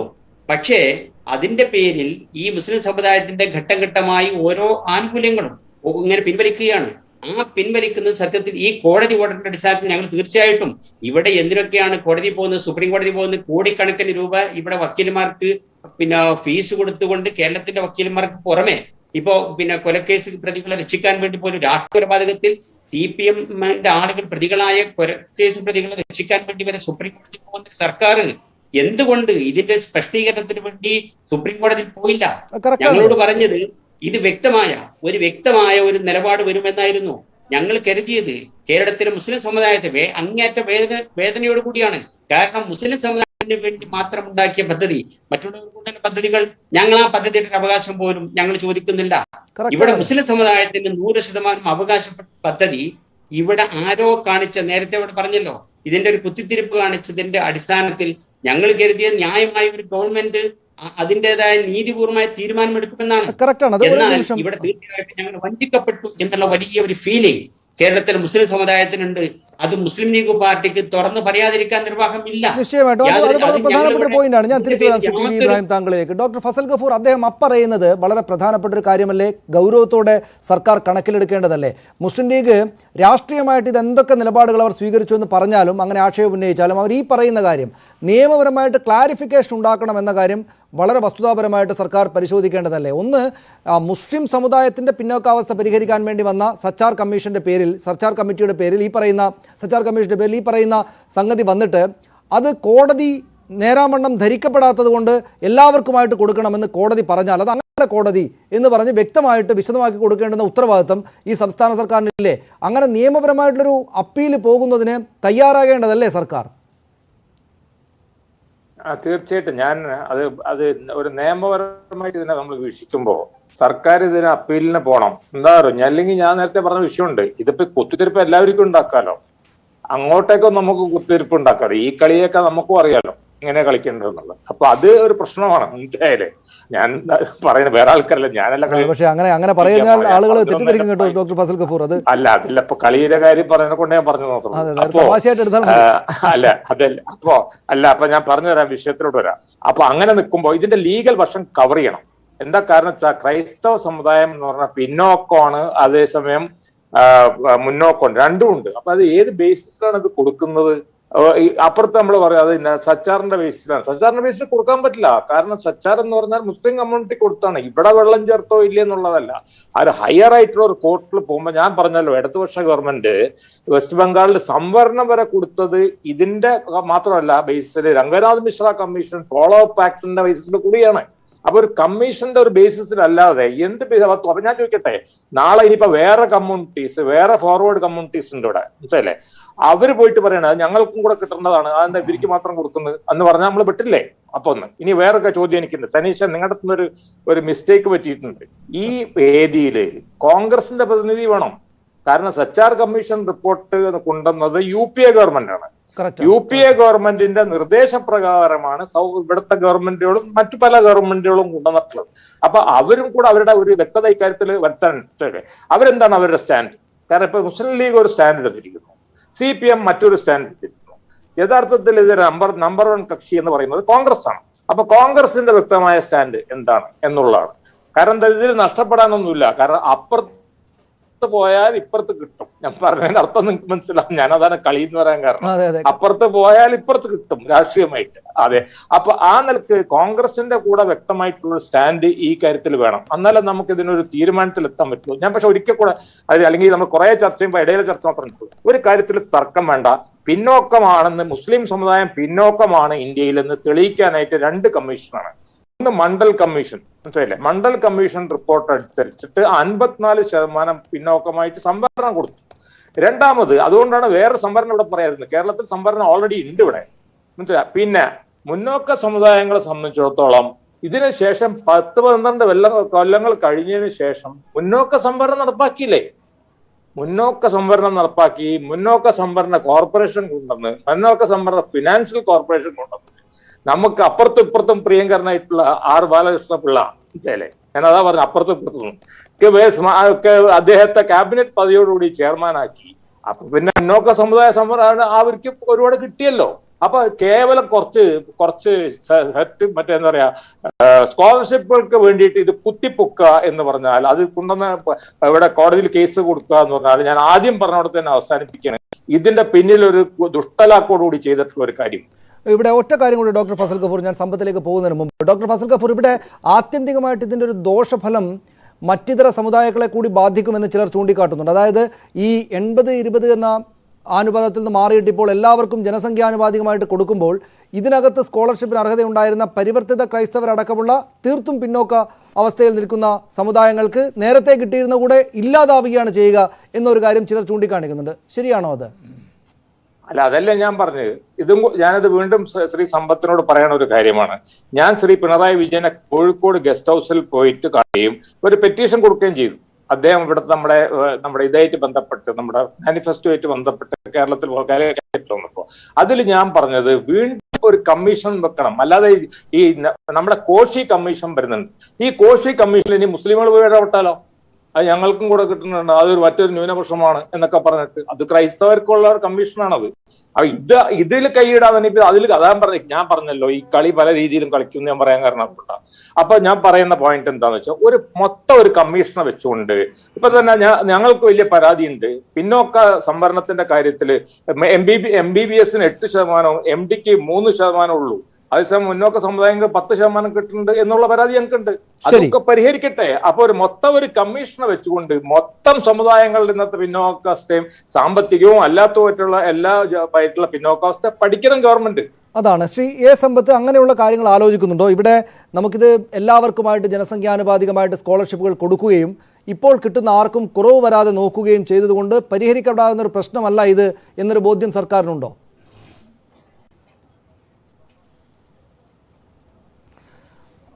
സനീഷേ, ഇപ്പോൾ ഇത് ഈ ഗവൺമെൻറ്റുമായി ബന്ധപ്പെട്ടതും ഇപ്പോൾ ബഹുമാനപ്പെട്ട MLA ഉൾപ്പെടെയുള്ളവർ, കാരണം അവരെല്ലാം ആ ഭരണഘടനാ ചുമതലകൾ വഹിക്കുന്നവരാണ്. ഞാൻ ആ ഒരു നിലവാരത്തിൽ നിന്നുകൊണ്ടല്ല എങ്കിൽ പോലും ഞാൻ പറയട്ടെ, ഞാൻ ആദ്യം ചർച്ചയുടെ തുടക്കത്തിൽ അത് ബഹുമാനപ്പെട്ട MLA നിഷേധിച്ചില്ലല്ലോ. ശ്രീ PK കുഞ്ഞാലിക്കുട്ടി സാഹിബും ഡോക്ടർ MK മുനീറും അതുപോലെ തന്നെ മജീദ് സാഹിബും, ആ 3 നേതാക്കന്മാർ ഒപ്പിട്ട് ബഹുമാനപ്പെട്ട മുഖ്യമന്ത്രിക്ക് ജൂൺ മാസം 3-ാം തീയതി നൽകിയ കത്ത്, ആ കത്തിൽ പറയുന്നതിൻ്റെ ഘടകവിരുദ്ധമായിട്ടാണോ ശ്രീ ഇബ്രാഹിം MLA ഇപ്പോൾ പറയാൻ നിർബന്ധിതനാകുന്നത് എന്ന് മാത്രമാണ് എൻ്റെ ചോദ്യം.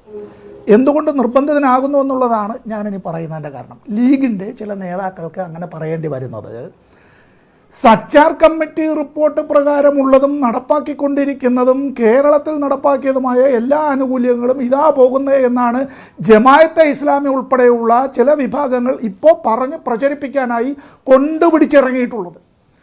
സമൂഹത്തിലൊരു സാമുദായിക ധ്രുവീകരണം ഉണ്ടാക്കുക എന്നുള്ളത് മൗലികവാദ സംഘടനകൾക്കും അത്തരത്തിലുള്ള ചില ഫ്രിഞ്ച് എലിമെൻസുകൾ വരെയുള്ളവർക്കും വലിയ അത്തരത്തിലുള്ള സംഘടനകൾക്കും അവരുടേതായ അത് ഒളിച്ചു വയ്ക്കപ്പെടാത്ത രഹസ്യമാണ്. ഞാൻ ലീഗിനെ ആ പട്ടികയിൽപ്പെടുത്തുകയല്ല. ഞാൻ ബഹുമാനപ്പെട്ട MLA ഉൾപ്പെടെയുള്ളവരെ ഞാൻ ആ പട്ടികയിൽപ്പെടുത്തുകയേ അല്ല. പക്ഷേ ഞാനീ പറഞ്ഞ ഈ ജമാഅത്തെ ഇസ്ലാമി ഉൾപ്പെടെയുള്ളവർ അത്തരത്തിലൊരു നിലപാടിലേക്ക് വരുമ്പോൾ സ്വാഭാവികമായും ലീഗിനുൾപ്പെടെ ഇക്കാര്യത്തിൽ പലപ്പോഴും ഈ ഒരു ചാഞ്ചാട്ടം ഉണ്ടാവുക സ്വാഭാവികമാണ്. അറിയാമല്ലോ, കഴിഞ്ഞ നിയമസഭാ തെരഞ്ഞെടുപ്പും അതിനു മുമ്പ് നേരത്തെ UDF ഈ നമ്മുടെ തദ്ദേശ സ്വയംഭരണ സ്ഥാപനങ്ങളുമായി ബന്ധപ്പെട്ട് നടന്ന തെരഞ്ഞെടുപ്പുകളിലുമെല്ലാം ഇക്കാര്യത്തെ സംബന്ധിച്ച് പറഞ്ഞു. വേറൊരു കാര്യം, കേരളത്തിൽ ഏറ്റവും മെച്ചപ്പെട്ട നിലയിലും ഏറ്റവും മാതൃകാപരമായ നിലയിലുമാണ് ഈ ന്യൂനപക്ഷ ക്ഷേമ പദ്ധതികൾ നടപ്പാക്കുന്നത് എന്ന് ദേശീയ ന്യൂനപക്ഷ കമ്മീഷൻ്റെ വൈസ് ചെയർമാൻ ശ്രീ ആതിഫ് റഷീദ് കേരളം സന്ദർശിച്ചതിന് ശേഷം തന്നെ വിവിധ സ്ഥലങ്ങളിൽ ഈ പദ്ധതികൾ പോയി കണ്ട് അനുഭവത്തിൻ്റെ അടിസ്ഥാനത്തിൽ മലപ്പുറം ജില്ലയിലെ പ്രധാനമന്ത്രി ജൻവികാസ് കാര്യക്രം പദ്ധതിയിൽപ്പെട്ട സ്കൂളുകളുടെ ആ പുരോഗതി അടക്കം നേരിട്ട് കണ്ടാണ് 2020 ആണ്ടിൽ കോവിഡ് നമ്മുടെ ജീവിതത്തിലെല്ലാം വ്യാപിക്കുന്ന ആ ഒരു സമയത്തിനൊക്കെ തൊട്ട് മുമ്പാണിത്. ഈ അങ്ങനെ അവരടക്കം സമ്മതിക്കുകയാണ്. സച്ചാർ കമ്മിറ്റി റിപ്പോർട്ടിൽ പറഞ്ഞിട്ടുള്ള ആനുകൂല്യങ്ങളെല്ലാം കാറ്റിൽ പറത്തപ്പെടുകയൊന്നും അല്ല ഇവിടെ വരുന്നത്. ഇക്കാര്യത്തിൽ ഞാൻ നേരത്തെ ബഹുമാനപ്പെട്ട 2 ലീഗ് MLA-മാരുടെ ചോദ്യത്തിൻ്റെ മറുപടിയെ സംബന്ധിച്ച് പറഞ്ഞു. കേരള നിയമസഭയിൽ നൽകിയ ആ മറുപടിയിൽ പാലൊളി കമ്മീഷൻ റിപ്പോർട്ടിലെ പ്രധാന ശുപാർശകൾ ഇത് ഇൻ റെക്കോർഡാണ്. MLA ഇക്കാര്യത്തെ സംബന്ധിച്ച് അദ്ദേഹം എന്നോട് യോജിക്കുമെന്നാണ് എൻ്റെ വിശ്വാസം. സംസ്ഥാനത്തൊരു ന്യൂനപക്ഷ ക്ഷേമ വകുപ്പിന് രൂപം നൽകുക, വിവിധ വകുപ്പുകളിൽ നിലനിൽക്കുന്ന സമാനമായുള്ള കാര്യങ്ങളെ ഈ വകുപ്പിലേക്ക് ഏകോപിപ്പിക്കുക, ഇതിൻ്റെ ജില്ലാതല ഭരണകേന്ദ്രങ്ങൾ കൂടി ആരംഭിക്കുക. തീരുന്നില്ല, ഇത് ഒന്നാമത്തേതാണ്. ഇനി നാലാമത്തെ ശുപാർശയാണ് ന്യൂനപക്ഷ പാക്കേജ് ഓർക്കണം. കണ്ണൂർ, കോഴിക്കോട്, മലപ്പുറം, പാലക്കാട്, എറണാകുളം, കൊല്ലം, ആലപ്പുഴ എന്നീ ജില്ലകളിൽ കൂടി ഉടനെ നടപ്പാക്കുക. ഇതിനാവശ്യമായ നടപടി കേന്ദ്ര സർക്കാരുമായി ആലോചിച്ച് നടപ്പിൽ വരുത്തുക. ഇവിടെ ഇപ്പോൾ ഞാൻ ഈ കാര്യത്തിൽ ഷീ ഫസൽ ഗഫൂർ പറഞ്ഞ കാര്യത്തോട്, ഡോക്ടർ പറഞ്ഞ കാര്യത്തോട് ഞാൻ ആ സ്പിരിറ്റിൽ തന്നെ യോജിക്കുകയാണ്. ഞാനിവിടെ ബഹുമാനപ്പെട്ട MLA പറഞ്ഞ കാര്യങ്ങളെ അദ്ദേഹം ലീഗ് ആയതുകൊണ്ടും ഞാൻ CPM ആയതുകൊണ്ടും അടച്ച് നിഷേധിക്കാനൊന്നുമല്ല. ഇതിലൊരു കാര്യം സനീഷേ, സംവരണം ഉൾപ്പെടെയുള്ള കാര്യങ്ങൾ അതൊരു കോംപ്ലിക്കേറ്റഡ് ആയ അത് പതിറ്റാണ്ടുകളായി അങ്ങനെയാണ്, തലമുറകളായി അങ്ങനെയാണ്.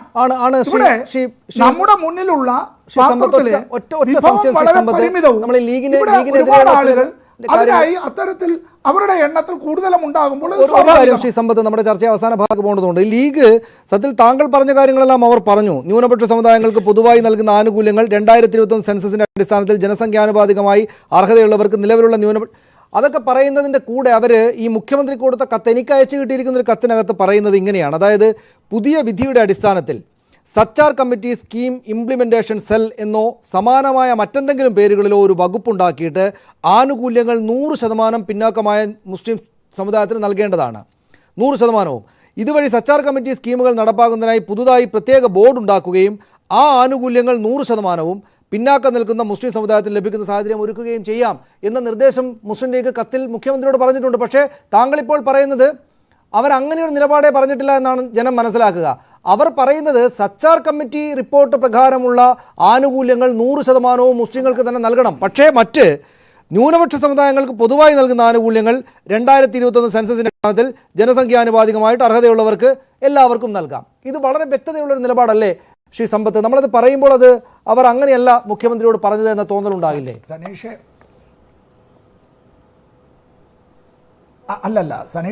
ഞാൻ സമയച്ചുരുക്കം കൊണ്ട് ഇപ്പം കത്ത് മുഴുവൻ വായിക്കാനായി അനുവദിച്ചാൽ കത്ത് മുഴുവൻ വായിക്കാം. സച്ചാർ കമ്മിറ്റി റിപ്പോർട്ട് അനുസരിച്ച് കേരളത്തിൽ മുസ്ലിം ജനവിഭാഗങ്ങൾക്ക് ലഭ്യമാകേണ്ടുന്ന ഒരു ആനുകൂല്യവും മറ്റാരും കവർ കൊണ്ട് പോകാൻ കഴിയില്ല.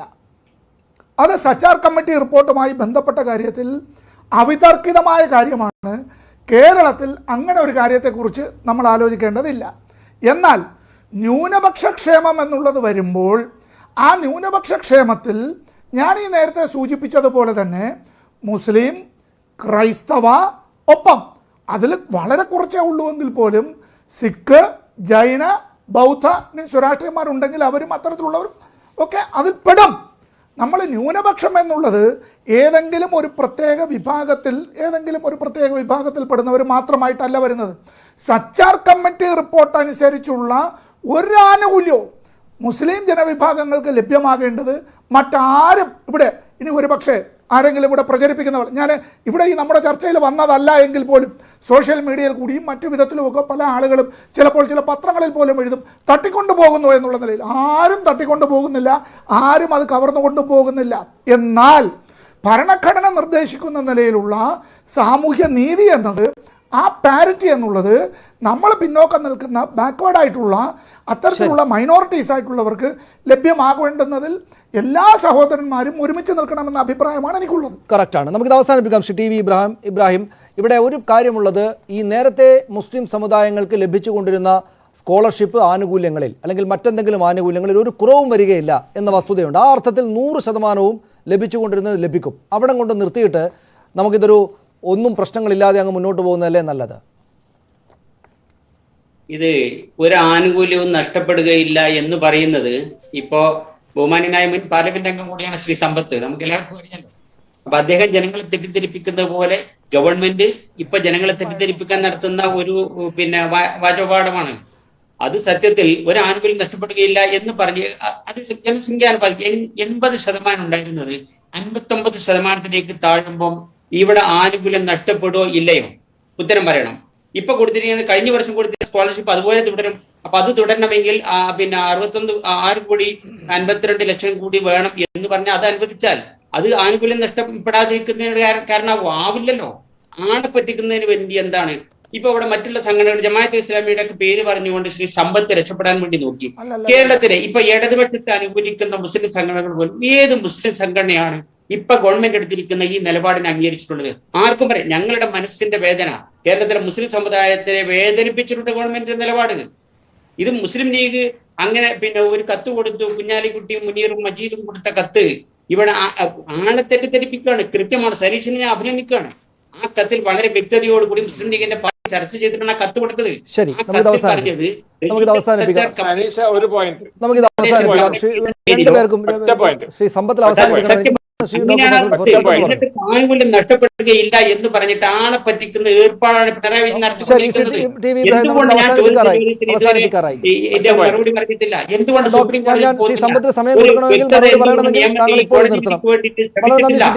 ശ്രീ ഡോക്ടർ ഫസൽ ഗഫൂർ പെട്ടെന്ന് പറയൂ. പെട്ടെന്ന് പറയാം. ഇതിന്റെ ഇഷ്യൂ നടക്കുന്നത് ആനുകൂല്യങ്ങളുടെ അല്ല, ഇതിന്റെ ഇഷ്യൂ നടക്കുന്നത് അവകാശങ്ങളുടെയാണ്. സച്ചാർ കമ്മീഷൻ റിപ്പോർട്ട് അവകാശമാണ്. ആ അവകാശത്തിന്റെ മുകളിൽ മനസ്സിലായില്ലേ, അതിൽ വേറെ ചില ആൾക്കാര് ഞാൻ പറഞ്ഞല്ലോ ദുഷ്ടലാക്കോട് കൂടിയിട്ട് കാര്യത്തിൽ ഇടപെടുമ്പോ എന്റെ അഭിപ്രായത്തിൽ LDF-ഉം UDF-ഉം ഈ കുരുക്കിൽ പോയി വീഴരുത്.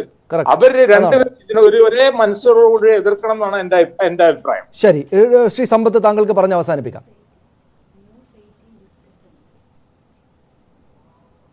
ഞാൻ നേരത്തെ പറഞ്ഞു സനീഷേ, സച്ചാർ കമ്മിറ്റി നിർദ്ദേശം അനുസരിച്ചുള്ള കാര്യങ്ങൾ ഏറ്റവും മികച്ച നിലയിൽ തന്നെ കേരളത്തിൽ നടപ്പാക്കും. അത് കേന്ദ്ര ന്യൂനപക്ഷ കമ്മീഷന്റെ വൈസ് ചെയർമാൻ തന്നെ ഈ പദ്ധതികളെ സംബന്ധിച്ച് വിലയിരുത്തി. ഇനി ഇവിടെ സ്കോളർഷിപ്പുമായി ബന്ധപ്പെട്ട വിഷയമെന്നത് കേരളത്തിലെ ഗവൺമെന്റ് നൽകുന്നതായിട്ടുള്ള പണമാണ്. ആ പണത്തിൽ വർധനവ് വരുത്തുന്നു. അവിടെ ലഭിക്കുന്നതായിട്ടുള്ള അത്തരത്തിലുള്ള ബെനിഫിഷ്യറീസിന്റെ എണ്ണത്തിൽ വർധനവ് വരുത്തുന്നു. ഇവിടെ വാസ്തവത്തിൽ ലീഗിനെ ഇപ്പോൾ ഞാൻ ആവർത്തിക്കുന്നു, ജമാഅത്തെ ഇസ്ലാമി പോലുള്ള പല ആളുകളും അത്തരത്തിൽ തെറ്റിദ്ധരിപ്പിക്കാൻ ശ്രമിക്കുമ്പോൾ ചില മുസ്ലിം സംഘടനകളിൽപ്പെട്ടവർക്ക് തെറ്റിദ്ധാരണ ഉണ്ടാവുന്നുവെങ്കിൽ ആ തെറ്റിദ്ധാരണ നമുക്ക് ചർച്ച ചെയ്ത് പരിഹരിക്കാം. നമുക്ക് കോടതി വിധിയുടെ അടിസ്ഥാനത്തിൽ ഇക്കാര്യത്തിൽ എല്ലാവരും, അതുകൊണ്ടാണ് ഞാൻ പറഞ്ഞത് ഇൻക്ലൂസീവായി. സമയം കഴിഞ്ഞു. ശ്രീ ഇബ്രാഹിം വീണ്ടും കൈ ഉയർത്തുന്നുണ്ട്. വളരെ പെട്ടെന്ന് പറയാമോ? ചർച്ചക്കൊരു പരിസമാപ്തി വരട്ടെ എന്ന് കരുതിയാണ് സമ്പത്തിലേക്ക് പോയത്. വളരെ പെട്ടെന്ന് പറഞ്ഞോളൂ ശ്രീ ടി വി ഇബ്രാഹിം. ശ്രീ സമ്പത്ത് വീണ്ടും വീണ്ടും തെറ്റിദ്ധരിപ്പിക്കുകയാണ്. ആകെ മുസ്ലിം സമുദായത്തിന് സച്ചാർ കമ്മീഷൻ ഈ ആനുകൂല്യം കേരളത്തിൽ നേരത്തെ മുസ്ലിം സമുദായത്തിന് ഏകദേശം സാമൂഹികമായിട്ടുള്ള കുറച്ച് ഒരു സ്റ്റാറ്റസ് ഉള്ള സംസ്ഥാനമാണ്. അത് കേന്ദ്ര ഏത് കമ്മീഷൻ വന്നാലും അംഗീകരിക്കുന്ന സംഗതിയാണ്. ഇവിടെ ഇടതുപക്ഷം ഭരിച്ചത് കൊണ്ടല്ല. ഇവിടെ ന്യൂനപക്ഷ ക്ഷേമ വകുപ്പിന് പോലും നേരത്തെ മഞ്ഞളാംകുടിയാലും മന്ത്രിസ്ഥാനം ഒഴിയും 147 കോടിയാണ്. എന്നാൽ ഇപ്രാവശ്യം ഈ ഗവൺമെന്റ് അവസാനിപ്പിക്കുമ്പോൾ 6 വർഷമാകുമ്പോൾ 42 കോടിയിലേക്ക്. ശരി, വളരെ നന്ദി ശ്രീ ടി വി ഇബ്രാഹിമിനോട് ക്ഷമിക്കണം, ഞാൻ താങ്കൾ സംസാരിക്കുന്നതിനിടയിൽ ക്ഷമിക്കണം, സമയമില്ലാത്തതുകൊണ്ടാണ്. വളരെ നന്ദി Shri T V Ibrahim, doctor Fazal Gafoor, Shri A Sampath ഈ ചർച്ചയിൽ പങ്കെടുത്തതിന്. ഇത് നിശ്ചയമായിട്ടും ഈ ചർച്ചകൾ തുടരാനാണ് സാധ്യത. നിശ്ചയമായിട്ടും ആ ചർച്ചകൾ നിയമപരമായുള്ള നടപടികളിലേക്ക് അടക്കം പോകുമെന്ന വിവരമാണ് നമ്മുടെ മുന്നിൽ ഉള്ളത്. എന്തായാലും ഇതിനകത്ത് UDF-നും LDF-നും രണ്ടുപേരുടെയും 2011 LDF കൊണ്ടുവരികയും പിന്നീട് കോൺഗ്രസ് നേതൃത്വം നൽകുന്ന UDF സർക്കാർ 2015 അതിന് അത് 20-80 എന്ന ശതമാനത്തിലേക്ക് അനുപാതത്തിലേക്ക് ആക്കിയിട്ട് കൊണ്ടുവന്നപ്പോൾ മുസ്ലിം ലീഗ് മിണ്ടാതിരുന്നു എന്നൊരു പ്രശ്നം ഇപ്പോഴും അവിടെയുണ്ട്. കഴിഞ്ഞ ദിവസം ഇതുമായി ബന്ധപ്പെട്ട് നടത്തിയ ചർച്ചയിലും ഈ കാര്യത്തിലാണ് നമ്മൾ അവസാനിപ്പിച്ചത്. അവിടെ മുസ്ലിം ലീഗ് സ്വീകരിച്ച ചില നിലപാടുകളുടെ ചില കുഴപ്പങ്ങൾ കൂടെ അതിനകത്തുണ്ട്, അത് കാണേണ്ടതായിട്ട് തന്നെ വരും. പക്ഷേ ഇപ്പോൾ സംസ്ഥാന സർക്കാരിനാണെങ്കിൽ ഇതിൻ്റെ നിയമപരമായിട്ട് കോടതിയിൽ പോയി റെക്ടിഫൈ ചെയ്ത് ഈ കാര്യം ഇപ്പോൾ പരിഹരിച്ചില്ലെങ്കിൽ എല്ലാ കാലത്തേക്കുമായിട്ടുള്ളൊരു പ്രശ്നമായിട്ട് നിൽക്കുമെന്നാണ് വിദഗ്ധർ പറയുന്നത്. വളരെ നന്ദി. പ്രൈം ഡിബേറ്റിൽ പങ്കെടുത്ത അതിഥികൾക്ക്. പൂർത്തിയാവുകയാണ് പ്രൈം ഡിബേറ്റ്. നമസ്കാരം.